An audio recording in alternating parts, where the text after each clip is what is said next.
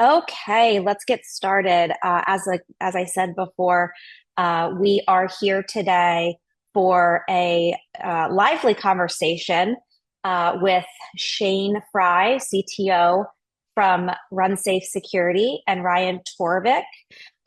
We will be discussing ethical hacking practices, enhancing cybersecurity from development to deployment. So I would like to introduce you to Shane and Ryan Torvik. They'll be joining me here in a second. I am Stacy Cretu. I'm the SVP and CMO for RunSafe Security, and today I'll be moderating this conversation. Not sure I'll need to because they have a lot in store for you here. But if you want to kick it off, Shane, with an introduction to both yourself and RunSafe, and then followed by Ryan. Yeah, thanks, Stacy. So as Stacy mentioned, I'm the CTO here at RunSafe. My background's in, kind of offensive and defensive cyber, although I am a software developer by trade.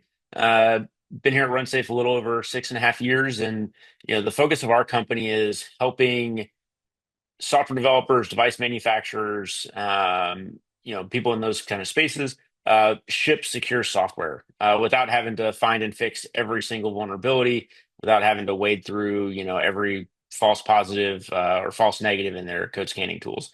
Help them get, kind of software deployed faster and more secure. Over to you, Ryan. Thank you, Mr. Fry. I'm Ryan Torvik, founder and CEO of Tulip Technology. Shane and I used to work together many years ago doing offensive cybersecurity, and I started Tulip Tech about close to 4 years now to really take a lot of those lessons that we learned doing offensive cybersecurity and trying to apply those to the commercial industry and kind of try to figure out like, hey, we're able to run roughshod over a lot of these devices and a lot of these areas. Like, why is that? What's going on out here? And then how can we take the lessons that we've learned from doing that and apply those to the commercial market and to kind of fix some of these things that are out there that are endemic and kind of, I don't know, kind of a joke in our thing. It's like, oh, those are so easy. Well, why are they so easy? What's going on over there? So that's what we're trying to figure out at Tulip Tech and then see how we can help. Great. And before we just get started here with the conversation, just wanted to go over some housekeeping rules. We do have video and chat and video turned off. If you do have questions during the webinar, please feel free to use the chat and we will address them at the end of the session in the Q&A. And if you did require or ask for a swag bag, we will be sending that to you after the event. And just to highlight some key points that we'll be addressing today, we'll be going over the early security testing, identifying vulnerabilities before development, integrating security in development, building protection from the ground up, holistic security approach to securing products through their lifecycle, and bridging the security gap, along with economic and practical challenges associated with implementing robust security measures. So I'm going to turn it over to Shane and Ryan. They've been prepping for this, although in our practice sessions, they have not needed to prep very much. So I will turn it over to you guys and enjoy the conversation, everyone. Yeah, thanks, Stacy. So Ryan, I know you kind of discussed this. We've already been working together for a long time, and what you're doing at Tulip Tech is kind of really interesting. But as we think about how you and I used to find vulnerabilities in software and kind of work through that process, like how can organizations effectively implement threat modeling during the design phase, right? I mean, we always talk about we want to shift left and get earlier in the process, but we also need to shift right too. So you kind of got to squeeze in both directions. But how do you think about threat modeling and how companies today can build more secure devices starting at the design phase? Sure. And it's so the answer to the question is to do what we did, except do it in-house. So when you look at vulnerability discovery testing, which is, back in the day, there weren't a lot of people doing it. So we were pretty happy to run around and play. And then eventually people like Microsoft caught on and started hiring our employees. And Google caught on and Apple caught on. Like they started looking at like, hey, what are you guys doing? Why do you guys keep finding bugs in this stuff? And then they're doing a lot of stuff in-house now to do that. You're not seeing a lot of O-days in memory corruption in the Chrome browser. Why is that? Because they're doing their own internal testing. They're doing their own vulnerability discovery and testing in their development pipeline. And creating tools and ways to do that, like they've had the time now and the resources to really go out and do that in-house. And so I think the struggle for most embedded development houses is that it's expensive to go and do the kind of testing and validation that we did to find those bugs. And then the financial motivators really like, if we find a bug, like we're good. That's great for us. But that doesn't make Microsoft any more money because they spent a lot of money to find bugs. So the financial motivations are just not there a lot of times. And so when I talk to people about, hey, let's find vulns in your systems, they're like, yeah, but it just costs money. It just costs money. It doesn't actually get me any more money. So how do you actually get them to spend money in order to make these devices more secure when the financial motivations are not there? And that's really a tough thing that we've been trying to address.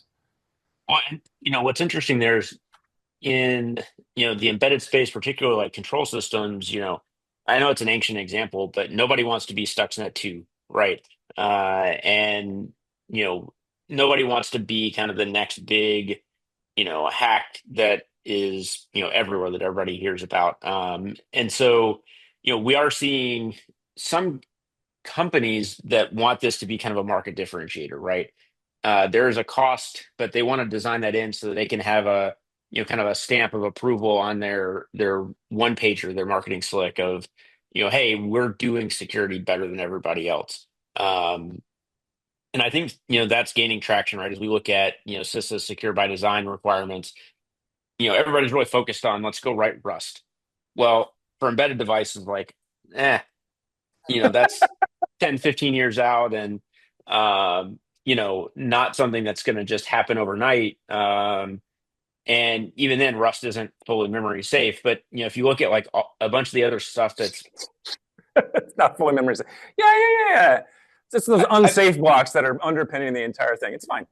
Yeah, exactly. And so, I think though people got really focused on that, but there's so much more in the secure by design space, guidance from CISO, like understanding what software is in your supply chain, doing security testing, like having some ability to actually run your software on representative hardware or in like an emulated digital twin type environment, to where you can catch these bugs before they go out the door.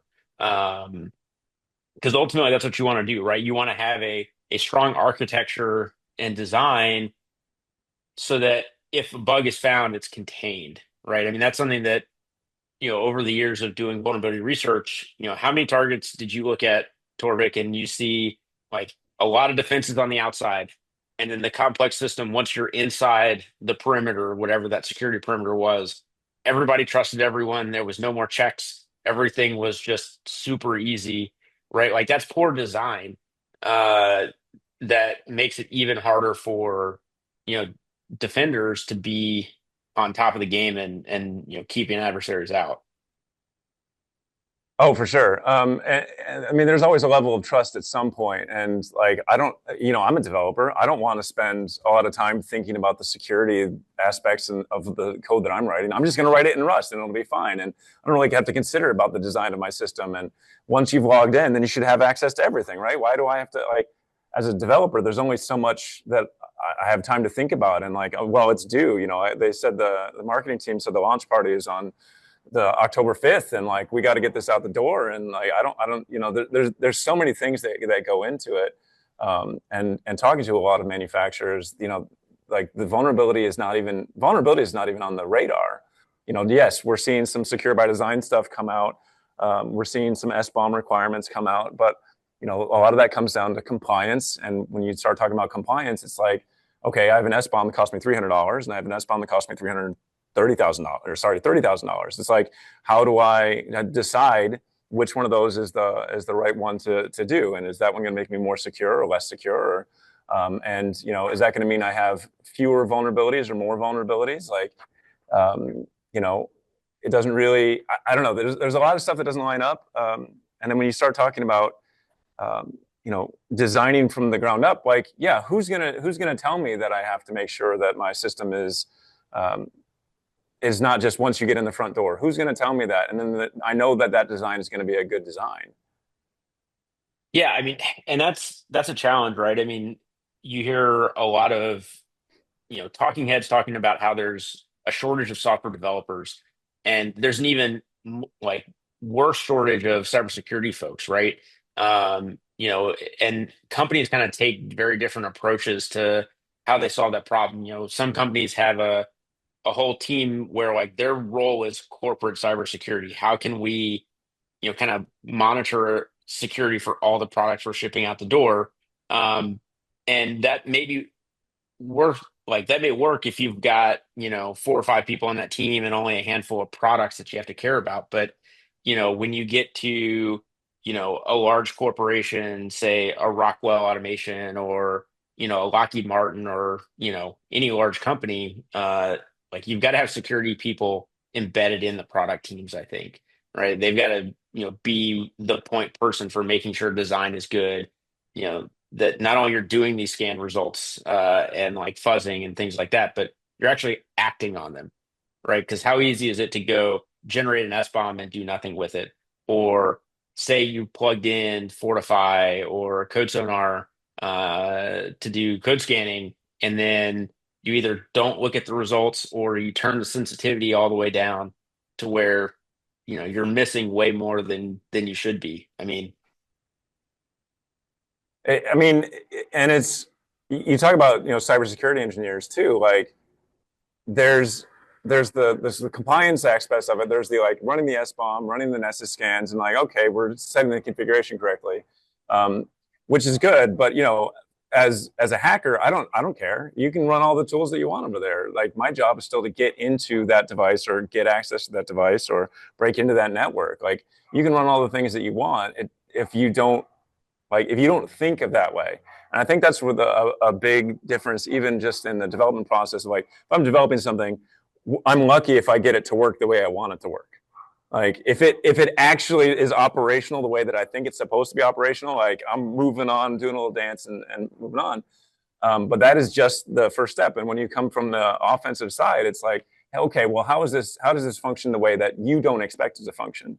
And so, getting somebody in your organization even to help you with a lot of the cybersecurity stuff is like, well, how do they think? Do they think like developers think like, okay, get the functionality, get the operationals right? Do they think like, okay, well, I have these forms I've got to fill out, and I've got this compliance I've got to do. I've got to run these scans. I got to verify these scans. Like I'm looking for green on the scans. Okay, great. right. Or do they come from a background like us where it's like, I don't care what you run. If you generate an SBOM, that's actually helpful to me because it tells me what versions of libraries to look up when I'm hacking your system. Like, So that brings up a really interesting thought exercise. So as developers, as companies, you want someone that, as you're saying, can think adversarially, um, and I think that person needs to be involved from design all the way through fielding, implementation, kind of sustainment as well, right? The cyber landscape is ever changing. And so, what kind of design decisions can you make? What kind of security solutions can you put in place that are going to give you those protections for the future so that as that landscape, changes, everything, still works and you're not, having all these security issues still popping up. Um, I think that's incredibly important because you're right. So many times, developers say, well, it works. I sent the oh, packet I needed to send. we're Uh, lucky. you We're know, lucky. We got so lucky. You do not know how hard this was to make for me to get this to work. Why are you complaining? Like, come yeah, on. yeah, exactly. And so, one of the challenges that we actually see all the time, and I was on a call with a customer this morning that had this problem too, where they have software they want to test, but availability is a problem, right? Like, how do like if you're doing device development, you're right, building a new router or a pacemaker or whatever it is, and you don't have hardware yet because that's still in development, right? Like, what are you going to do? How is that going to work? How do you how do you do that adversarial testing on a device that doesn't exist yet? Yep. Pre-silicon validation. I think they talk about that. It's like, okay, how do we do that? Like, and so when we look at what the kind of work that we used to do, which was, find something that we don't have the hardware for, or we do have the hardware for, but we got just enough of it. So we don't have the access to the development environments that these devices were made. So in order to get the software, I mean, you can do like static analysis scans of it and stuff, and kind of like do some strings and whatever. But actually, running the software is what you need to do in order to see how the software functions. And so that's where we had to build up an emulated environment in order to actually run this software in some way. A lot of times just hobbling it along, getting enough of it to run, pulling out okay, we care about Apache, so we're going to pull out Apache and we're going to run against that and get that to run in some kind of format so we can find a bug in this thing. And so like being able to run the software, and like I said, we didn't have access to development environments, so we got to do it our own way. We don't have dev kits. We can't just go buy 100 dev kits and then send them out to our folks. So we had to build these emulated environments, and that's kind of what. But if you go to a manufacturer and say, hey, I know you want to build this lawnmower, but first, the thing you need to do in order to make sure this is cybersecurity requirements are met for your lawnmower is you need to spend, I don't know, 150, 350, $500,000 to build a simulated model of your lawnmower so we can do your testing on it. And it's like, well, that doesn't make any sense. Yeah, no, for sure. And they're looking at me like I can barely hire software developers to write software for the lawnmower, let alone hire developers to write a simulator for my lawnmower. And it's like, oh my goodness! When you start, but they're looking at like, yeah, well, is my competitor down the street? I'm going to build a lawnmower. They're building the same lawnmower. Are they going to do this too? Like, it doesn't make sense. Like, if I spend $500,000, I don't get to do all this other work in order to actually get the lawnmower out that I want to get, which is, it's got Bluetooth enabled and it's got, you can pilot it from your car. That's what I want my lawnmower to be. And so, like, they're thinking about that their competitors, and if they take the time to do the actual cyber hardening of it the way that we want it done, their competitors are already, we're already a market, cool, and we actually it's fine, it's close enough. And so they're really more concerned about that. So trying to get a simulated device up and running is just a pain. And I've seen teams that are trying to build these simulated environments in-house, but it's a lot. It's expensive to do. They're fiddly, and they end up using them for prototyping, and then they throw them out by the time they get the actual hardware, and they're like, okay, we're all good, and we don't have to do that again. Oh shoot, now to get another one, they got to build another one. So it's a real cost. It's a real time sunk too. Yeah, and that's where I think, as companies are trying to figure out how they are interacting with some of these new regulations that have been coming out, the FDA and CISA and others, I think that's where companies are going to end up saving money by doing that security up front, right? Yeah.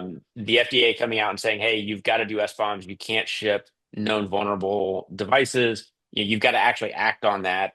I think as people start to shift left in the security, they're going to end up saving time, right? And get to market faster because you can't wait until after you've released a product to do security on it, right? Like that's not going to be a viable path in a lot of industries going forward. In fact, I haven't had a chance to read it yet, but earlier this morning there was a multinational report put out for secure and control system devices and what device manufacturers need to be doing to ship secure devices. And so that pressure is not going away. And uh, part of that design process has got to be, not only doing your software bill of materials and making sure it's accurate, because my goodness, I've seen a lot of very inaccurate software bill of materials in the last couple of years. And, companies are spending a bunch of cycles triaging vulnerabilities that aren't actually present in their device. So, you got to look at working that. But then when you think about that in the context of FDA requirements or other EU requirements and stuff, Cyber Resiliency Act, that's going to be a huge cost sink. And if you can design properly, then you can start to say, okay, are the majority of my vulnerabilities SQL injection? Okay, why aren't we using, standard frameworks and plugins to our applications and do SQL injection? If the majority of the bugs we're finding are, memory corruption, well, is it feasible to go to Rust? Are there solutions like RunSafe security that can help you kind of take whole classes of those vulnerabilities off the table? Do you find yourself implementing crypto? 99% of the time, you probably shouldn't be. Just, use what's out there, use the known proven frameworks for sure. Well, And here's where like something like, okay, so if, an SBOM. So I gotta talk about known vulnerabilities, and I gotta list out all the libraries that I use as a third party. Really care about software supply chain. So let's say I'm building a drone or something, and I'm worried about this, or avionics systems. I'm worried about this SBOM. I'm worried about these software supply chain issues. And like, open source is really scary because like it's got all these things. I don't know where they're pulling these packages from. So you know what I'm gonna do? Just like you said, I'm gonna write my own. I'm gonna write my own crypto. I'm gonna write my own SQL parser. I'm gonna write my own. And you know what? That's gonna make my SBOM a lot easier to parse, and it's gonna be a lot easier. I got no third-party libraries. I wrote my own compiler. I'm ready to go. Like no problems. It's like writing your own web server. It sounds like a great idea until you've written 3 lines of code, and then it's a terrible idea.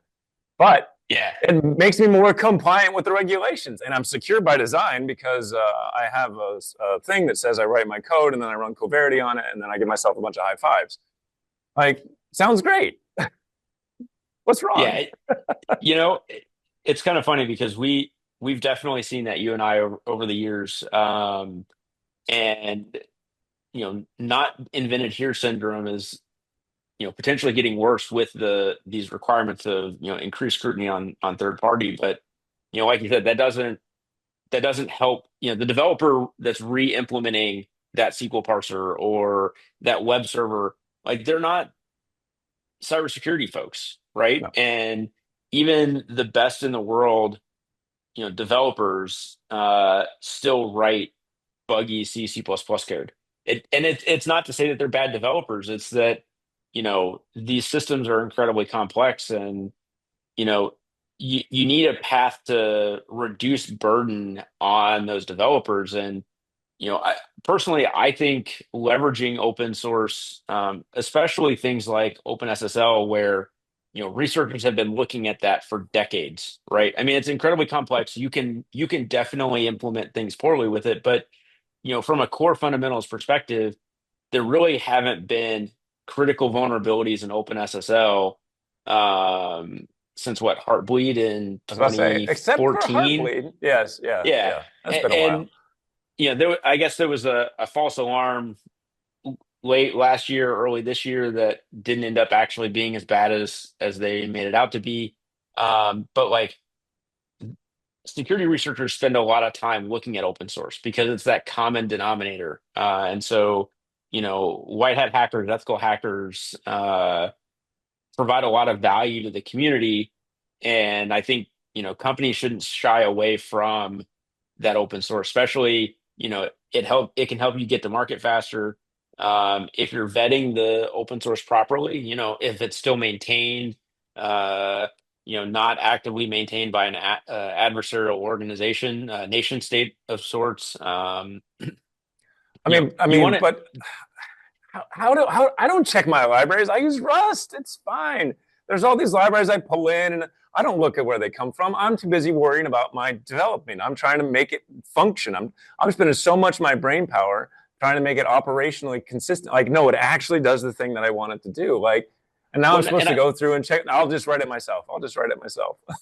But I think that's where, you've got to lean on vendors, right? And part of, a supply chain security strategy is understanding not just the code that you pull in, but like, what third-party vendors can you use to help shore up some Mm. of that, right?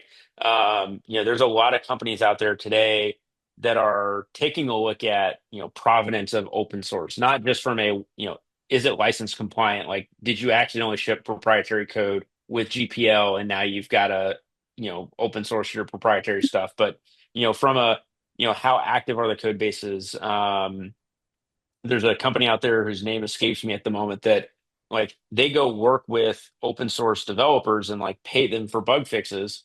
And part of that relationship allows them to assess, how mature their software development lifecycle is on an open source project, which is, going to vary wildly from project to project. So like, you got to think about that too. And, you can have kind of a third party vendor come in and help with that.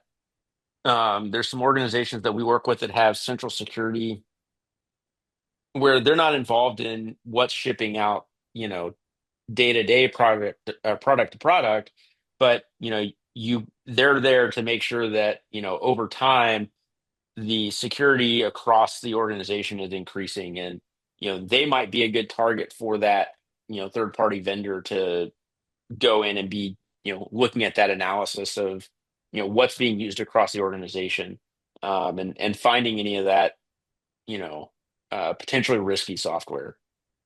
Well, I mean, and I think we're kind of assuming here that the manufacturer in this case actually cares about the security of their product. I mean, I think that's a hard assumption to make, because there's so many other conflicting things that are pulling them. And like, let's say I make a microwave. Like, so what if your microwave gets hacked? Like, what's the big deal? I'm a printer manufacturer. It's a printer, guys. Like, who cares if you hack my printer? Like, Well, you say what's that, the big but deal? Target got hacked over an HVAC controller, right? Like their corporate infrastructure got compromised by an HVAC controller. So, How much money yeah, did the HVAC manufacturer lose because Target got hacked by an HVAC controller? that's a great question. Let me call them up. It, Hold on. It's your yeah, well, Target. and one thing that is definitely developing is over the last 10 years, there's more and more businesses getting cyber insurance, and a lot of that's focused on like ransomware, being able to kind of wash their hands of, if we get ransomware, we're not paying it, somebody else is paying it. But there's a growing insurance market for uh, companies to be able to say, hey, we're doing security the right way, so we're absolved from any liability. And I know Sis has been playing around with the idea of, uh, we call it liability shift when we talk about it, but being able to say, if you're doing all the security best practices and it's audited and you can prove that, then you should be free from liability if a mistake happens, right? If someone gets hacked as a result of your device. But if you're just slinging code like the Wild West and not doing any best practices, then as a business you probably should be held accountable, right? If you're not taking any steps to secure your devices and you're putting devices out there, I think there's definitely something to be said for liability there. Yeah, well, and I mean, I really wonder about the efficacy of like, hey, this is best practices. You look at some of the stuff that we used to do. Like, we'd spend 6 months setting up a target, just setting it up, and then we'd spend 10 months, 12 months, 18 months, 2 years just sitting on that target and evaluating the cybersecurity of that target for means of getting into and gaining access to that target. And you think about the number of millions of test cases we'd run against that kind of thing. And it's like, what's best practices? If I write my own library and I test it, I'm worried about my SBOM, so I'm gonna write my own libraries. I test it, and then you test it. I give you 3 weeks to test it. I bring in a certified third-party vulnerability assessment vendor, have them. I say, okay, look, we got to get to market. Marketing says this Friday, got to get it out. Well, so we're going to push it back a month. Okay. So what I need 3 weeks. I'll give you 3 weeks with the target to do your assessment. Do all the testing you want, 3 weeks. Okay. Well, actually 2, because you got to write me a report. So the last week you got to spend writing a report. So make sure you do all of the possible testing you could possibly do, best practices, for 2 weeks, and then write me a report. And then I'm going to take your report and I'm going to write another report. And then on that Friday, 4 weeks later, we can ship. Okay, so we're good. High fives, best practices, all done. Like, I mean, to an extent, right? But at the same time, there's a lot of gross negligence happening as well, right? mm-hmm.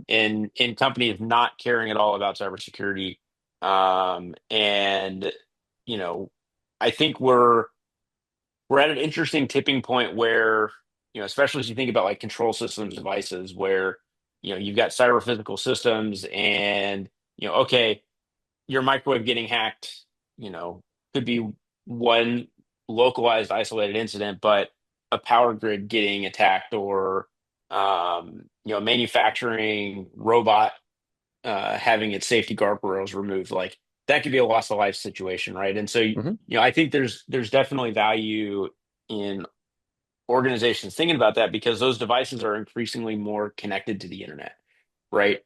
Um, and I think that's really fascinating development because companies are largely still going to see cyber as a cost center. It's a cost. Um, Yep. but there's additional cost that is, borne by not doing those best practices. To use an example from a potential customer, they were trying to implement some security solutions and discovered that they had more vulnerabilities than they have ever had time to deal with.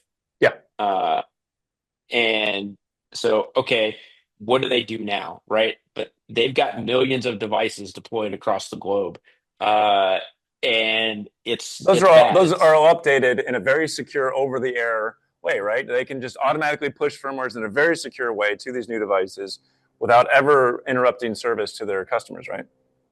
Yeah, yeah, Hmm. exactly. Got it. Got it. Exactly. Cool. But their kind of takeaway was like they're going to have a huge cost. I don't know how many years and how many, Yeah. developer years worth of effort to go fix that. That, if they had a better design, if they had done Yeah. some semblance of best practices, and like in automotive space, we're seeing cyber requirements flowing down from the OEMs down through some of the Hmm. suppliers. Now they're not all great requirements, Yeah. and we see that in other industries as well, where they hired an IT security person to push embedded security requirements. And I don't know when the last time somebody did two-factor authentication on a helicopter, but uh, that's a request I've seen from an aerospace vendor in the last year. It's like, okay. Uh, what are we going to do there? But really, there's got to be a path to solving this. There's a lot of effort being put into, the network intrusion detection and endpoint, antivirus, but that doesn't really apply to a lot of embedded devices. So how do we've got Well, to do I something like different there. I like the automotive example because what the OEMs basically do is they create a playing ground. They create a space that you're allowed to play in, and they set the rules for what you have to do in order to play in that space. And so, in order for them to buy, your equipment, you've got to follow these rules. And you say they're flowing it down. So now, I, as a manufacturer, if they flow down a security requirement that way, then in order for me to um, in order for me um, to do that, like, so they're setting that out. So in order for me to compete on this level, they've set out some things and said, okay, hey, everybody that wants to compete in this space has to be able to do these things. And then we're gonna like verify and validate that. At a higher level, the federal government's trying to do that, CISA and FDA and those kind of things that we talked about. So they're trying to do that. But to tie it directly to the revenue, like I won't buy your product if you don't have these things. And so I don't have to worry about it. As long as I do them, these other guys, that my competitors are going to do them too. So I think it's really interesting when you bring up automotive. Um, so and one of the things we haven't really talked about is, we talked a little bit about ransomware, but the medical device industry as well, about what's the actual, like, so power supply, power system, what's the actual cost that's associated with this if this goes down or if this gets hacked or whatever. The hospital systems and the medical device manufacturers are starting to pick up on this kind of stuff and see, like, hey, there's an actual cost, there's a chance of loss of life, there's a lot of outages that are required with this. So that's like a whole nother can of worms. I don't know. Do we have time? We can go into a lot of things. So It's a good question, Stacy. what do we How much do? time do we have here? Yeah. Well, so I mean, not that much. okay. But I mean, Stay tuned for episode 2. yeah, Yes. coming back next time, and then commercials from here to the end, right? This is Dragon Ball Z. Yeah. So we're both in this industry. We're both trying to do good work. So like, I don't mean to be a negative Nelly. Like, why? I'm very hopeful. I'm obviously very hopeful. I'm doing this work. I'm very excited about doing this work. I'm very excited about the work that you're doing. So like, what do we do? What does industry try to do? How do we bring those lessons that we learn? How do we bring those over? And how do we actually make a difference in here so that like we're actually providing something of value, and so that, I don't know, your grandma's pacemaker isn't so hackable. Like, Yeah. what do we do? I think these webinars are super helpful. Bringing awareness, right? That's the number of companies that we've both talked to that are, kind of head in the sand on security Yeah. is probably significantly higher than the number that are proactively thinking about security. But, you know, getting people to understand that, CISA secure by design is not a bad thing.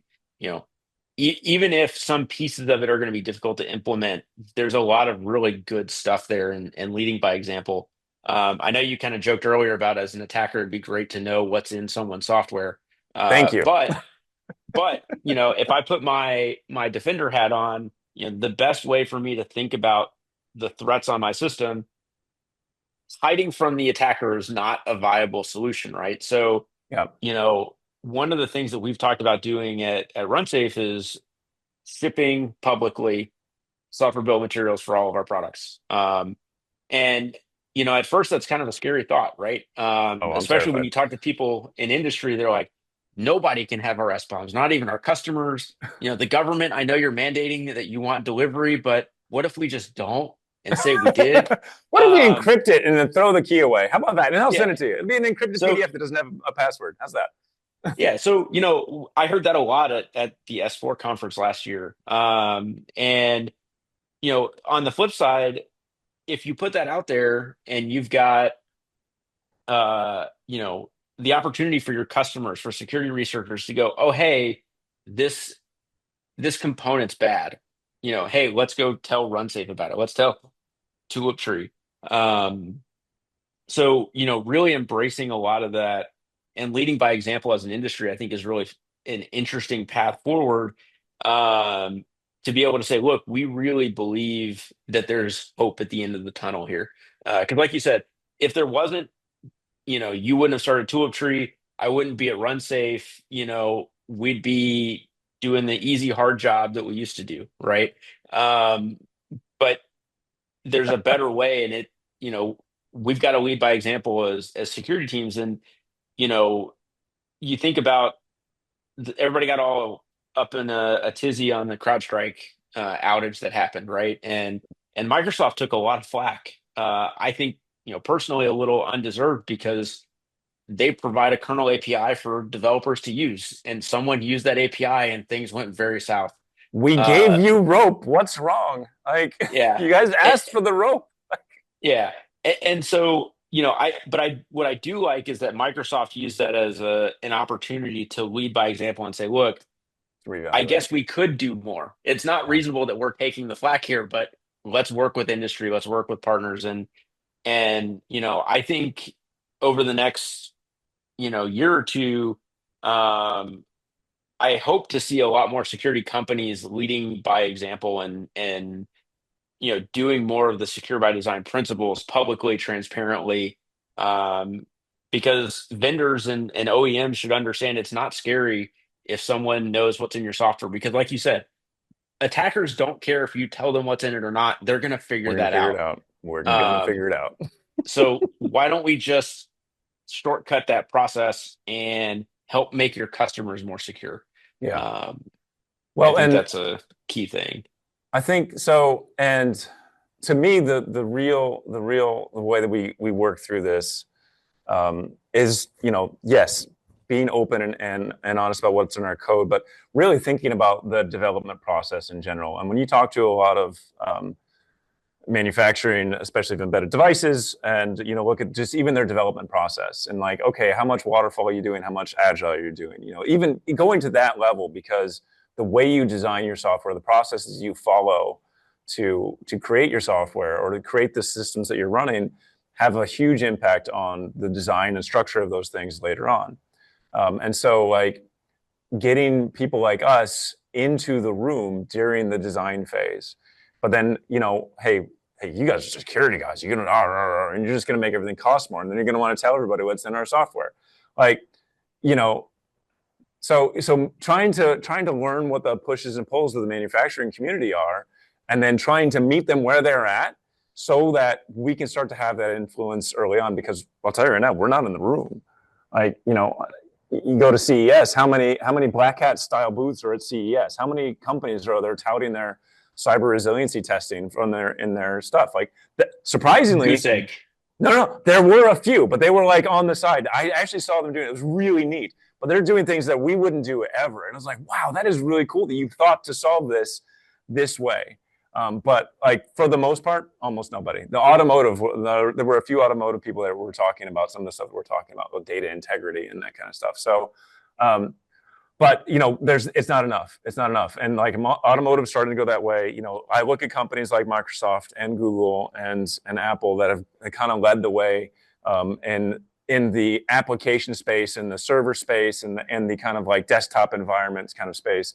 Like they've done from where they were when we started this effort to where they are now is like that's so. But what did they do? They hired people who thought like us, brought them into the building and brought them into the development process so that they can see that. But then how do you do that? You go to a company that can't even hire software engineers so they can manufacture these riding lawnmowers. And how do you say, well, make sure you bring in a cybersecurity guy too? So, we've got to find ways to really meet them where they're at and help them solve the problems that they have today so that we can then talk to them about the problems that they are going to run into in the future so they don't have, 600,000 riding lawnmowers. I keep using lawnmowers, I'm sorry, but riding lawnmowers that are out there that are unupdatable. We've got these critical vulnerabilities and these things that are attached to everyone's home and they're just in the garage just waiting to be turned on by a foreign adversary or something like, or whatever nightmare scenario you'd like to create about riding lawnmowers. But yeah, so I think we've really got to meet them where they're at. And there's this big gap. I think of the CES versus the Black Hat. Like, how do we get those two communities talking to each other and then pulling back? Yep. That brings up a great question, actually, I had, and we're about time. So I just want to kind of wrap it up. I think I had a feeling I was going to be a bobbing head in this conversation. So you made my life really easy. But you also stole all the questions I had.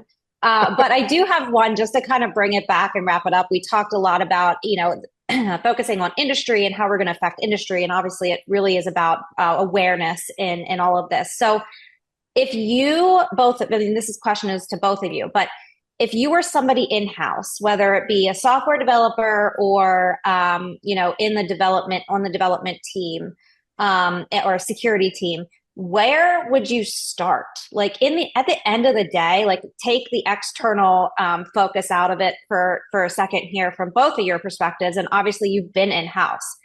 Where do you start? What questions do you ask the internal teams to get that process started?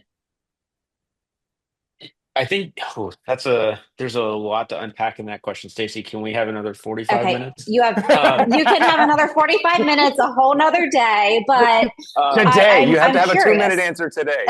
Yeah, but I mean, I think individual developers can be advocates, and there's a lot of security solutions and vendors out there that allow for a developer to sign up for a low cost or free trial, where they can go spend half an hour one day doing something and then being able to show that to management that like, hey, we can have an impact on security here without it taking a ton of time, a ton of money. Because I think as Torvik said numerous times today, the focus is on how do we get to market fast for a lot of companies. But if you can say, hey, we can get to market with minimal to no slowdown and be way more secure by bringing an example of something that they've done, I think that's a great way to start. Not every company is going to allow you to do that, but at that point, then it's ask your product owner, ask your chief security officer, or chief product security officer, hey, can we go investigate this thing? I think there's value there, and try and be an advocate for security on an individual level. Yeah, and as an individual, I think, well, and I'm going to point back to education. One of the things you're talking about, bringing up awareness of this. As an individual developer, what are you thinking about? You're concerned about getting time to market. You're trying to get it out the door. Like, hey, does changing the default password on the router from admin to something else, that doesn't cost any extra time in your process? Is hard coding this in the firmware, that doesn't save any extra time. It's just not something I thought about. And so I think education is really the first step. And hopefully there are universities out there that are like, hey, putting people through actual courses, like, and not even necessarily thinking about like, how do you write secure software? I mean, if you're writing secure C++, use STL. But if you're not, like, wait, what are you doing to think about how your system could be used in a different way? And I think that, even a 15-week course at a university, or, hey, a lot of companies are requiring, oh, you have to go to training. Well, the training you should take is, here's this week-long course that's going to teach you about the basics and fundamentals of cybersecurity, about what is multi-factor authentication, what does it mean to not hard code your passwords into your binaries, like what are other ways that you can do that? So there are simple things like that that'll knock down a lot of things right off the bat. That people just don't think about and they don't think to do. And yes, those are cybersecurity things that you can do. Like, hey, if you leave passwords in there, great. If you write your own crypto library, we're going to own you. Like, it's just like, so there are just a lot of things that we could do, that the individuals could do to get educated to help. And then they're already in the room, like they can then tell other people. Like, that's really what it gets to, is trying to develop a little bit of that offensive minded mindset. I hope. Perfect. Thank you. Did I make it 2 minutes? All right, we won't quote you on that, but this is this is recorded. So I appreciate both of you. I hope everybody on the webinar here today enjoyed the commentary, and between Shane and Ryan, and I'm sure we'll have them back again. We do have a couple questions here from the audience that I will go through, and then we will adjourn. So the first question is, how can organizations effectively implement threat modeling during the design phase to identify potential security risks? So, Torvik, oh, or you Ryan? want to do, Ryan, Torvik, one of you.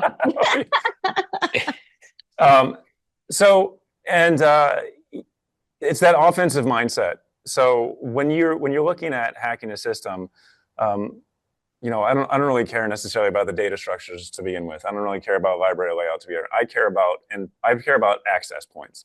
So thinking about what is coming into your system. Where is the data from the outside world coming into your system? If you want to talk about determinism, your system, if there's no input into it, your system is just behaving exactly like you designed it to do the whole time.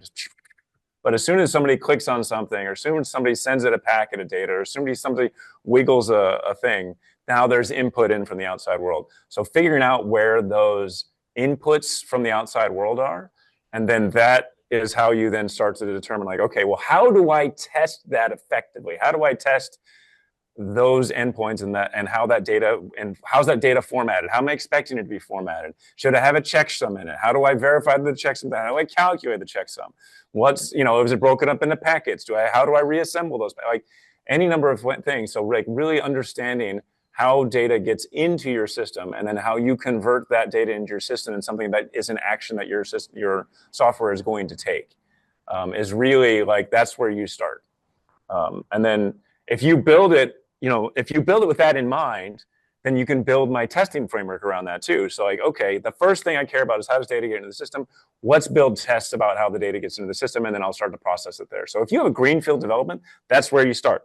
Not this really super cool, like, complicated algorithm start on the outside edge, and then build your tests around that. And then that way you always have it there. And if somebody's like, hey, I'd like to do more of that kind of testing, great. Actually, it already fits in because of the design of our system. Great, thank you. And Shane, I think this one might be for you, but how can organizations implement a security by design approach for embedded systems at the earliest stages of development? Yeah, that's a great question. So I think a lot of what Torvik talked about is, maybe kind of step zero, step -1. You've got to make sure that you've got a good threat model. If you know without a shadow of a doubt that your device is only ever going to be in a secure, Fort Knox type facility with 100 guns and guards, and it's never going to be connected to the network, then you've got a very different scenario. If you're going to be shipping a device to some manufacturing plant, it's probably going to be connected. It's going to be, accessible. So, starting from that threat modeling, I think is a good first step. And then, you know, going through and thinking about how you can take entire classes of vulnerabilities off the table is huge. I mean, just had a conversation with a reporter last week or so about web vulnerabilities and why are these web vulnerabilities still present? And we've known about them for 30 years. They're not hard to solve, but yet every day there's new cross-site scripting or SQL injection bugs. And it's like people need to be thinking about, what solutions are available to them to take entire classes of vulnerabilities off the table. If you're doing a Node, web application or PHP or whatever, it doesn't matter. Any web framework has support for securely doing SQL queries. You can use, RunSafe solutions to protect against memory corruption vulnerabilities. You can, kind of think through that not at a individual problem level, but systemically, how do we solve these problems? And that's really where you've got to start. And then, there's going to be things that don't quite get fixed by these, other solutions that you're deploying. And now you're handling, one off, two off edge case kind of situations in security you've got to think about versus, all right, I got 1,000 vulnerabilities because I did an SBOM, and now how do I triage that and how do I work through that? So, trying to think at a macro level and take large swaths of things off the table then gives you the ability to kind of focus around, what's left over. Great, thank you. That was actually all the questions that we had today. And again, I appreciate both of you taking your time. I hope everyone on the call enjoyed the insight and input. Again, this webinar was about ethical hacking and enhancing cybersecurity from development to deployment. This will be recorded and we will be sending this out after the event. So I thank you.